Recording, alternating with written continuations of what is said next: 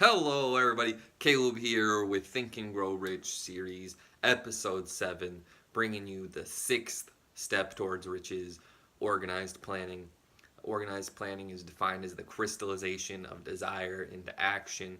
Uh, this basically means that to make any desire a reality, you need to take actionable steps to get there. These actionable steps are, for the most part, pretty upfront. Most people, if they know what their dreams are, what goals they want to accomplish, they know what steps they need to take to get there. It's all about putting those steps and plans into action, though, because nothing will just happen out of thin air. You need to go out and you need to make it happen, whether it's doing more research on how to take more effective steps or just going out and taking steps initially, just making it happen.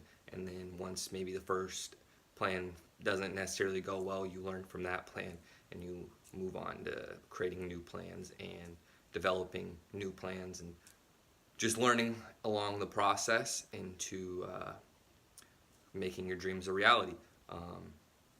It talks a lot about in this chapter how the mastermind group is a very key thing in Think and Grow Rich mindset. Um, the Think and Grow Rich mindset is not just attained through a mastermind group, but it talks about how a mastermind group is extremely beneficial. Mastermind group, it goes over in the next, not the next chapter, but 2 chapters from this one. So it would be episode 9. I'll be talking about the mastermind group, which is basically kind of like a support group of like-minded people, like-minded individuals who have similar goals and dreams and are trying to reach those. Or maybe you have the dreams and you can just provide them with a stable place to grow themselves while following a leader. Because another big thing it talks about in this chapter is the 2 different types of people in the world. One is followers, one is leaders. And it talks about how naturally leaders typically in this world, especially in the United States of America, make more money than the followers. It's just kind of natural that the person leading the group is the one making the most amount of money. So it takes it asks you to take that into consideration before deciding if you're a follower or a leader.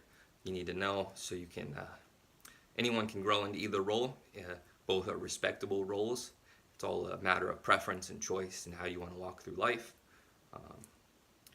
My goal naturally is to be a leader. I want to set an example and set a tone of how people should be living their lives, the amount of respect we should give to others, and how they live their lives.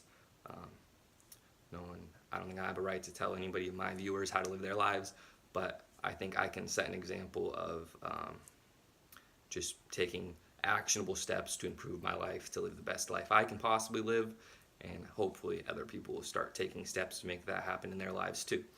Set the example is my main goal, because pretty average guy, just trying to make myself not very average, make myself great, maybe even historical, legendary, all words I'd want to use to describe myself at the end of my life. So now I just got to make it happen.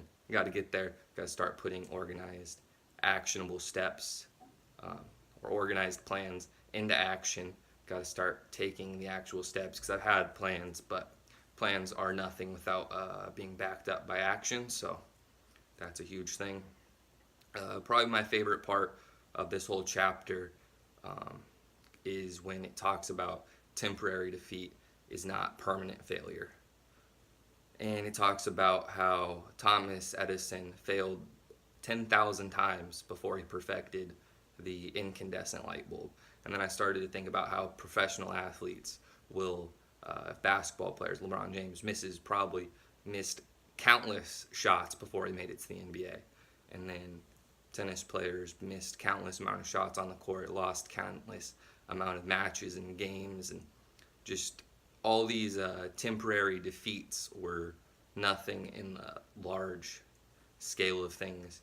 You lose, you learn, you fail, you grow, you take all of these losses and you fuel yourself with more, more fuel, I guess, for yourself, just more knowledge and how to better grow yourself in whatever area you're trying to grow in. So Next time you feel defeated, remind yourself that temporary defeat just really means nothing. You're only a loser once you quit on making new plans. That's the way the book defines it, is you're only a quitter once you give up on making new plans to make your dreams come true. Uh, Plans will fail.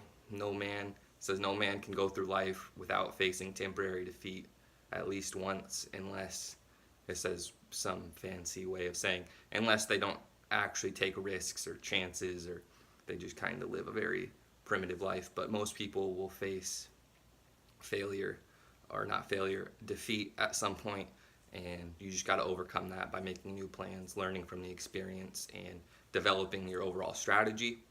Um,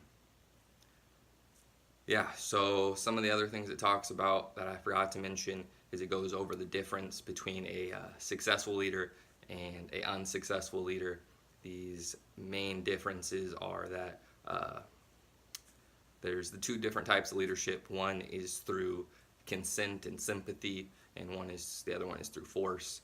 Consent and sympathy is naturally the better of the two.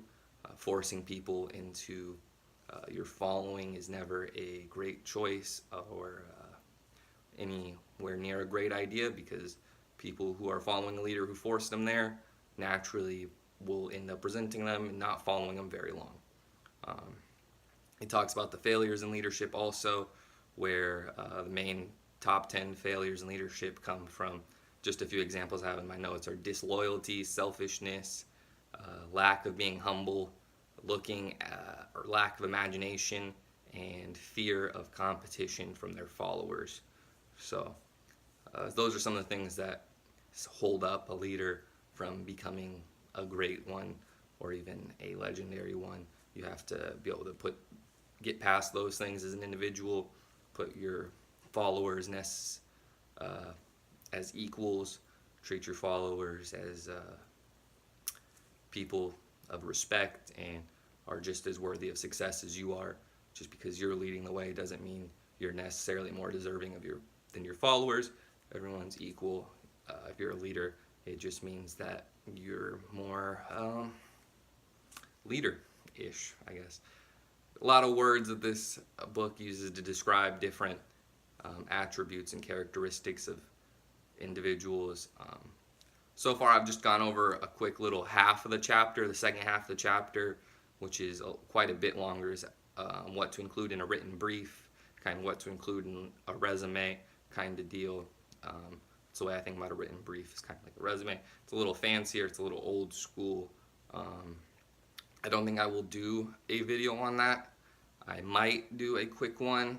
This will be like a part 1 video, and then there'll be a short part 2 video that'll come up maybe soon. But that basically wraps up organized planning. Make plans, put them into action. If they don't work, make new plans. Scrap the old ones, make new plans. Those plans don't work, scrap those, make new ones. Always seek to learn from failed plans or plans that didn't work out that well. Running out of breath here. If you can't tell, I'm kind of messing up on a few little words. But that's pretty much it for organized planning. Go out, make it happen, do new things, do new plans. Always strive to make new plans and never stop being persistent in making your dreams come true. And that's the only way you can make them happen, is by staying consistent, persistent, never giving up, and always adapting and growing as an individual. That's what I'm trying to do. I hope you will try and do it too. That's it from me. If you made it this far, I'd appreciate if you left a like on the video, or if you could comment below how I can make these videos better. I would also really appreciate that. That's it from me though. Thank you for your support as always, and I'll see y'all in episode 8. Peace.